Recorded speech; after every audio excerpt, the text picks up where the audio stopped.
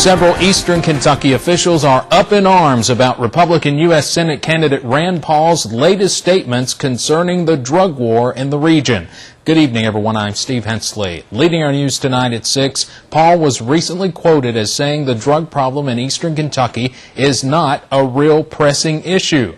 WYMT's Ashley Reynolds has reaction in tonight's top story at 6. Paul's comments stem from his position in favor of cutting federal funding for undercover drug investigations and drug treatment programs. Local leaders I talked to say the war on drugs is a growing problem. See how this one was cut open? I mean, what else you going to cut a cold pack open for, you know? They were about 6 to 8 feet tall. And this week alone, the Bell County Sheriff's Department arrested nearly half a dozen people on drug-related charges. Officers say the problem is getting worse. Typically, we got a rising problem with meth and other drugs. Normally, you know, when we get a meth lab, we get other drugs too. So it's a growing problem. Operation Unite officials say during the first 2 months of this year, more than 100 people lost their lives because of an overdose. And I would call that an epidemic, I would call that a crisis, and what we see has been really unimaginable. Operation Unite sees death and destruction of our families in eastern Kentucky every single day. It is beyond reproach. We're in a crisis in eastern Kentucky.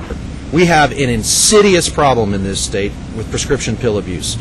Paul's opponent, Democrat Jack Conway, held a news conference in response to the comment. And Rand Paul, rather than going on Fox News, needs to get in his car and go visit with some elected officials in eastern Kentucky to learn just how bad the prescription pill problem is, just how bad the meth problem is.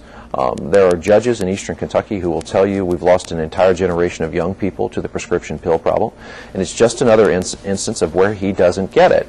The Rand Paul campaign issued a statement concerning the earlier comments, saying there is a serious problem facing the region and there needs to be a robust effort from government and local communities to combat it.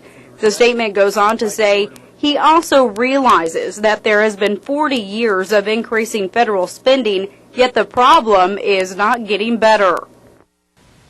And we should mention we tried to get a phone interview with Paul to respond to Conway's accusations, but so far his campaign has only released that written statement. Steve.